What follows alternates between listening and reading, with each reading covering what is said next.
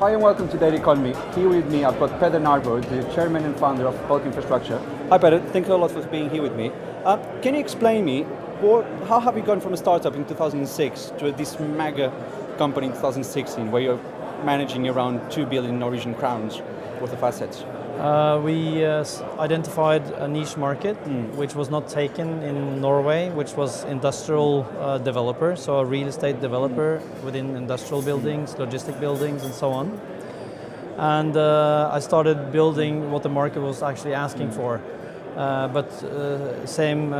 was standardizing the buildings within logistics where we have two different designs. And then in 2010 and 11, a lot of international players came to Norway to look for sites for data centers.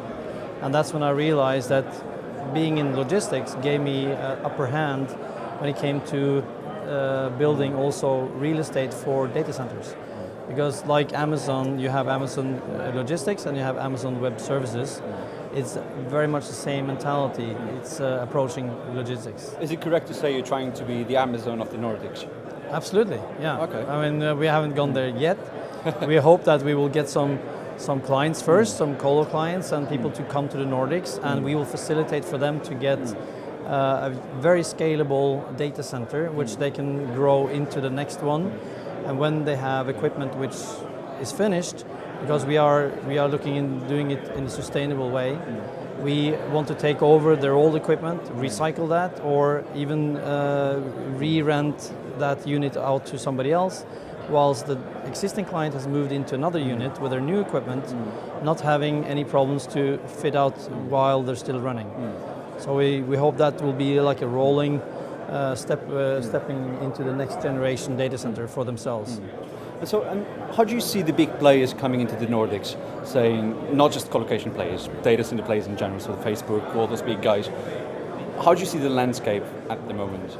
I think Nordics has finally gotten a lot of attention because of now you can cool the data center with our climate, which is very mild and not so extreme. It is cold, but we are not in the extreme cold. We are in average temperature 4 degrees Celsius throughout the year, which is a very nice stable temperature to do data center business in.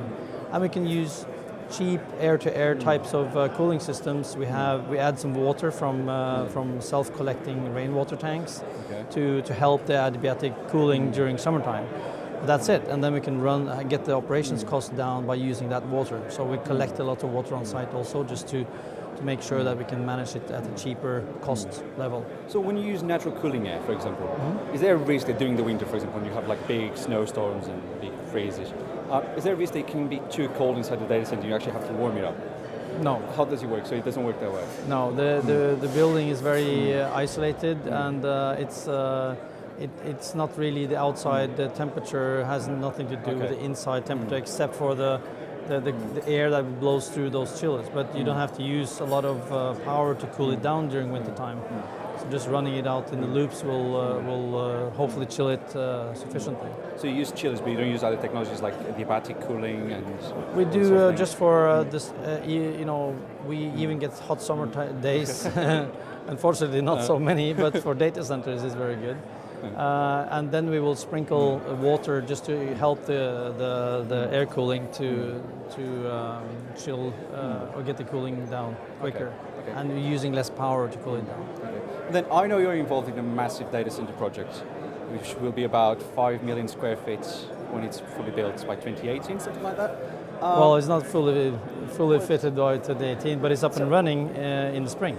So then I know you're involved in a really, really big data center project, which can grow up to 5 million square feet overall, but with the first phase opening in 2017. We're not really used to hear these sort of things in Europe. This is more something that Switch SuperNAP does in the middle of the desert in Nevada. What's the project? The project is called N01 Campus. N for Norway, 01 for data.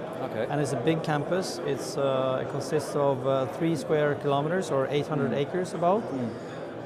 It has the most resilient power substation in the world right next to it, where you have 3.6 gigawatts of power installed, which is more than Ireland or 75% of Denmark. So it's a huge site. And we have built an A and a B feed from different feeds upstream, which is now designed for 100 megawatts. We have installed already 25 megawatts.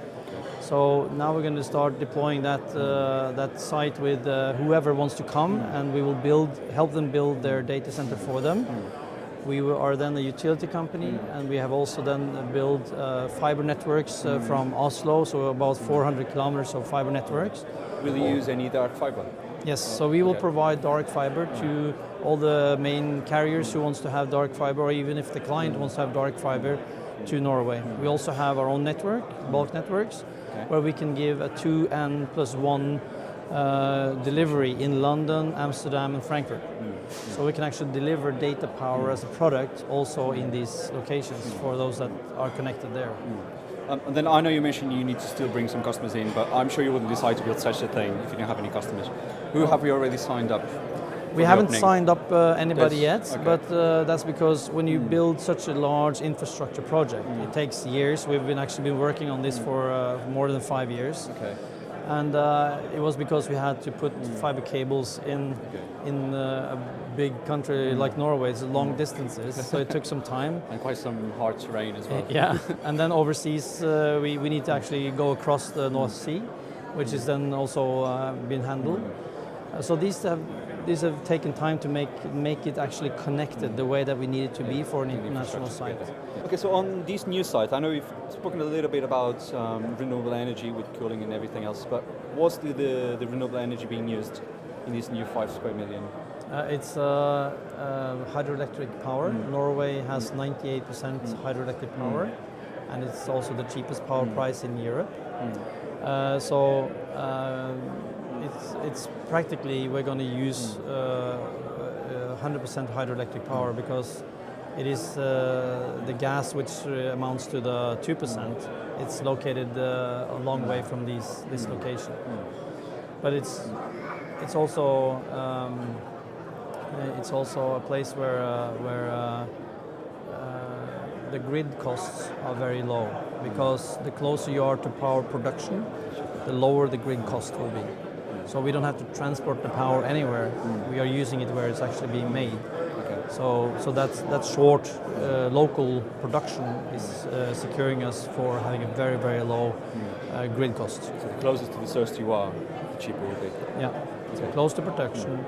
So if you are another country being supported by Norwegian power, which we do throughout cables to Denmark and to Netherlands, and later we'll build one to the UK and to Germany, they will always lose a lot of power on the way to the other destination because the grid loss.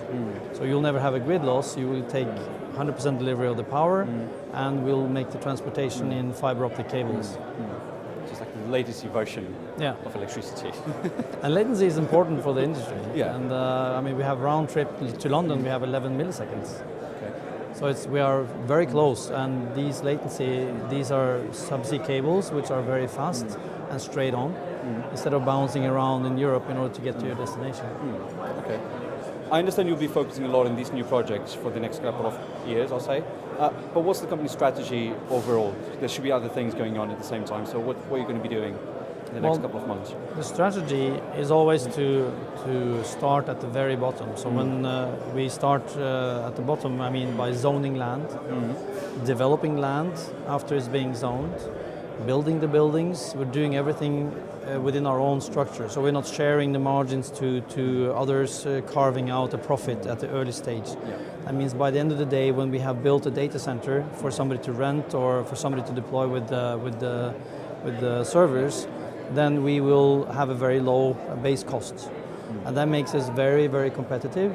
So the infra power cost also will be very low, especially when we have also became a power utility company with the distribution rights. So that's when we take the whole value chain, that makes us very, very competitive. So our strategy has been the same for logistics. We are also going to look into recycling of servers and hard drives and all that's the end of life type of recycling. We want to handle it locally within Norway instead of shipping it somewhere. where it's recycled based on coal-powered equipment. So we are already starting now a project to look into the recycling and also looking into how to get surplus heat used for hydroponic farming, for instance, which is a very attractive niche to look into for us, which is basically greenhouses operating or running production of vegetables or similar. And then I understand your focus is very much in the Nordics, especially Norway. But are we going to see bulk expanding internationally, or at least within EMEA? We will see any projects around Europe, the world? What we hope to do is to make our product, which is actually going to be called Norway as a Service. Okay. It's in Norway, it's run by Norwegians, it's owned by Norwegians, it's protected by Norwegian international law. It's that's a package. You know exactly what it is. If you don't need that product, then that's up to the client to go somewhere else. But we will also hope to find potential companies in Europe who would like to, we could white label our product. They could tag it onto their data cloud or some cloud services, and they will run their products on our platform. So we hope to be seen through others in a distribution of our product. Okay, and then so in terms of the company, so we got the strategy, but in terms of the company itself, how is the company going to expand? Are you looking to hire new people, hire millennials, for example, which is a hot topic right now, bringing the new generation to change things around? Because you were a startup once, but it's been 10 years now, so you need a bit of a fresh blood to come in and change everything again, just disrupt everything. I think bringing in younger generations is very important, because now they are becoming very aware of the environmental impact that certain industries are making, and data center industry is actually making a very big environmental impact. And once this is being understood by the especially the younger generation, they want to change that.